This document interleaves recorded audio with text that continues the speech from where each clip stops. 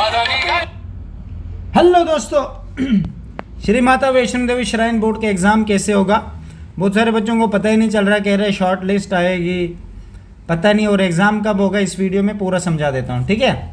उससे पहले एक इंपॉर्टेंट बात आप लोगों को कहना हो, अगर आप श्राइन बोर्ड के किसी भी एग्ज़ाम की तैयारी कर रहे हो, जितनी भी अभी पोस्ट है 1/30 आई है, अलग अलग पोस्टें, सब पोस्टों के मैंने अलग अलग बैच डाले और सब पोस्टों के मैंने बैच डाले, पूरा सिलेबस वाइज कंप्लीट PYQ हुए सिलेबस है, ओल्ड पेपर है, श्राइन बोर्ड की माइथोलॉजी अवेयरनेस जो भी है वो पूरा इसमें। ये आप ऐप डाउनलोड करो फैल्कन विद अजय के नाम से प्ले स्टोर से, ठीक है। अभी जाओ आप, अगर आप तैयारी करो और चाहते हो कि हमारी सिलेक्शन हो जाए, आप जाओ, यहाँ पे मैंने टॉपिक वाइज हर एक चीज़ का सोर्स डाला हुआ, मटेरियल बहुत इंपॉर्टेंट डाला हुआ है, ठीक है। देखो भाई, मैंने एग्ज़ाम दिया तो मुझे पता है किस तरीके के को वहाँ पे पूछा जाता है, तो आप जाके डाउनलोड कर सकते हो, वहाँ पे बैच ज्वाइन कर सकते हो।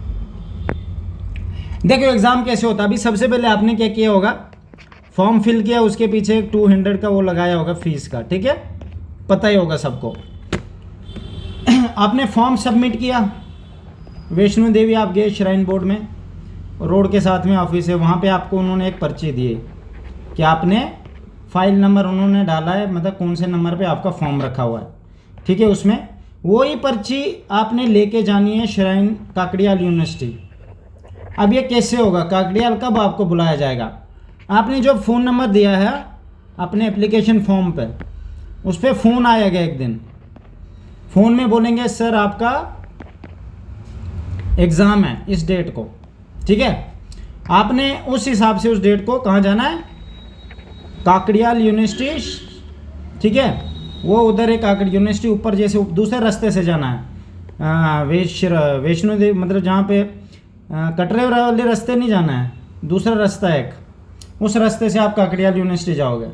वहाँ पे आपने वो पर्ची भी साथ में लेनी, एडमिट कार्ड लेना और 2 फोटो लेने हैं आपने साथ में, ठीक है। वहाँ पे आप खड़े खड़े रहोगे, वो एडमिट कार्ड आपको देंगे, ये पर्ची जब आप दिखाओगे तब, अगर आप पर्ची नहीं दिखाओगे आपको एडमिट कार्ड नहीं मिलेगा।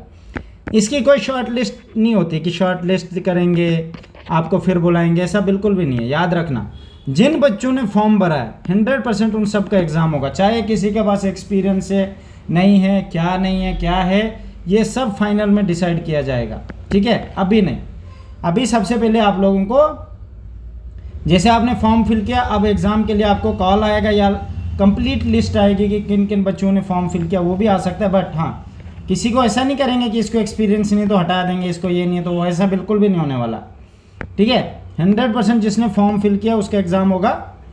और हाँ, एग्ज़ाम होने के बाद जैसे 8 वैकेंसियों के लिए शायद 20 बच्चे उठाते हैं, उसमें इंटरव्यू होगा, ट्रेड टेस्ट होगा, स्किल टेस्ट होगा, ये सब मैंने एक एक चीज़ समझाई हुई है कि किस तरीके से होगा, जो मैंने पढ़ाया हुआ है, ठीक है। अपनी ऐप पे डाला हुआ, मैंने कहा ना फैल्कन विद अजय के नाम से ऐप है, उसमें डाला हुआ है, ठीक है।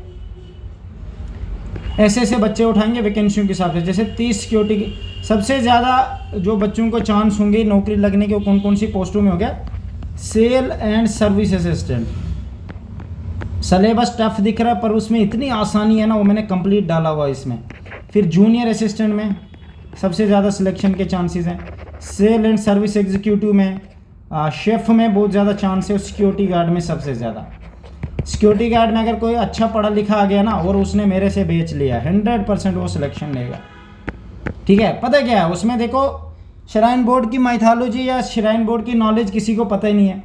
अब मैंने उसके 53 पेज डाले, मैं पूरा एक एक चीज़ हिस्ट्री के बारे में उसमें डाला हुआ है, क्योंकि मैंने 2 बार एग्ज़ाम दिया था, मुझे पता था किस तरीके से क्वेश्चन कहाँ कहाँ से पूछते हैं। मैंने एक पेपर वो डाला भी है, हर एक बैच में डाला हुआ मैंने पेपर, ठीक है। तो आपका जो एग्ज़ाम होने वाला है, आपका एग्ज़ाम होगा भाई अक्टूबर में, फ़ोन नंबर आएगा सितंबर एंड में या अक्टूबर में, ठीक है। इस हिसाब से एंड से हो सकता है।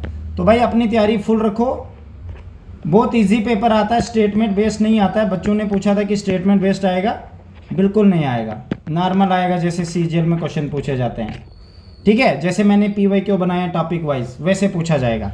बाकी मेरी तरफ से बेस्ट ऑफ लक।